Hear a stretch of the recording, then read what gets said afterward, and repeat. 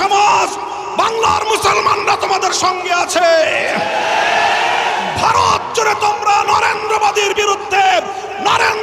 বিরুদ্ধে দুর্বার আন্দোলন করে তোলো। প্রয়োজনে আমরা দিল্লি অভিমুখে লং মার্চ করব। কোটি জনতা নিয়ে ভারতকে আবার হিন্দুত্ববাদ থেকে মুক্ত স্বাধীন করে ছাড়বো ইনশাআল্লাহ। প্রয়োজনে বাংলাদেশের সীমান্তবর্তী অঞ্চলগুলোতে ভারতের মুসলমানরা যদি নরেন্দ্র মোদীর বিরুদ্ধে কোনো কার্যক্রম গ্রহণ করে, বাংলাদেশের মুসলমানরা সীমান্তবর্তী এলাকাগুলোতে ভারত বিরোধী প্রতিবাদী কর্মসূচি পালন করবে ইনশাআল্লাহ।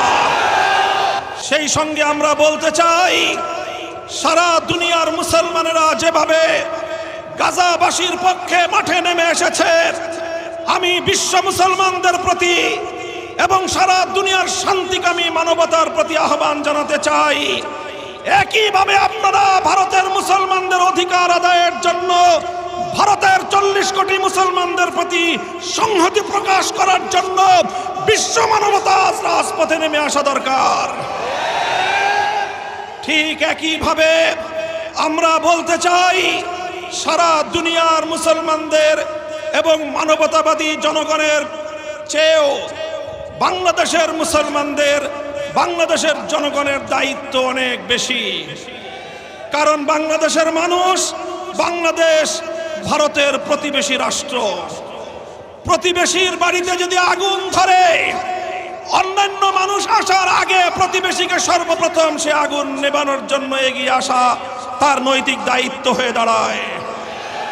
তাই আজ বাংলাদেশের জাতীয় মসজিদ বাইতুল মুকাররমের প্রাঙ্গণ থেকে 18 কোটি জনতার পক্ষ থেকে ভারতের 40 কোটি মুসলমানের প্রতি আমরা পয়গাম পাঠিয়ে দিতে চাই, উগ্র হিন্দুত্ববাদী নরেন্দ্র মোদীর বিরুদ্ধে আন্দোলন সংগ্রামে তোমরা একা নও। আমরা নরেন্দ্র মোদীর বিরুদ্ধে অ্যাকশন, অ্যাকশন, নরেন্দ্র মোদীর বিরুদ্ধে অ্যাকশন, অ্যাকশন, নরেন্দ্র মোদীর বিরুদ্ধে মামুনুল হকের অ্যাকশন, অ্যাকশন, আমিনা মজলিসের অ্যাকশন, অ্যাকশন, বাংলাদেশের অ্যাকশন। কাজেই আমি বলতে চাই, ভারতের মুসলমানরা যে কোনো কর্মসূচি ঘোষণা করবে, বাংলাদেশের মুসলমানরা তাদের পাশে থাকবে ইনশাআল্লাহ। প্রয়োজনে বাংলাদেশের সীমান্তবর্তী অঞ্চলগুলোতে ভারতের মুসলমানরা যদি নরেন্দ্র মোদীর বিরুদ্ধে কোনো কার্যক্রম গ্রহণ করে, বাংলাদেশের মুসলমানরা সীমান্তবর্তী এলাকাগুলোতে ভারত বিরোধী প্রতিবাদী কর্মসূচি পালন করবে ইনশাআল্লাহ। যদি প্রয়োজন মনে করি, আর এর পরেও যদি ভারতের মুসলমানদের নিধন বন্ধ না করা হয়, ভারতীয় মুসলমানদের স্বার্থের উপর একের পর এক আঘাত হানার সাম্প্রদায়িক এই কালো নীতি যদি ভারত সরকার পরিহার না করে, বাংলাদেশের মুসলমানরা ভারতের বিরুদ্ধে গোটা উপমহাদেশ ব্যাপী ঐক্যবদ্ধ সংগ্রামের ডাক দেবে ইনশাআল্লাহ।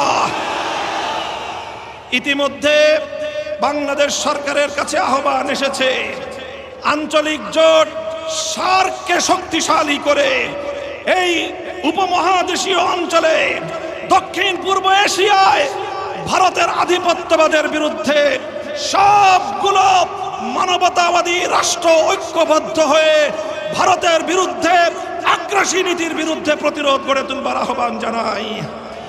আমি বাংলাদেশ সরকারের প্রধান উপদেষ্টা জনাব প্রফেসর ডক্টর ইউনূসকে আহ্বান করি, আপনি উদ্যোগ গ্রহণ করুন। পাকিস্তান, নেপাল, ভুটান, শ্রীলঙ্কা, মালদ্বীপ সহ আপনারা ভারতের আধিপত্যবাদের বিরুদ্ধে রুখে দাঁড়ানোর টুটি চেপে ধরুন। যেভাবে আন্তর্জাতিক পর্যায়ে নরেন্দ্র মোদীকে আমাদের প্রফেসর ইউনূস সাহেবের সামনে একান্ত অসহায় মনে হয়েছে, আমরা সকল ছোট রাষ্ট্রগুলি যদি ঐক্যবদ্ধ হতে পারি, ভারত তার আধিপত্যবাদী কালো নীতি প্রত্যাহার করতে বাধ্য হবে ইনশাআল্লাহ।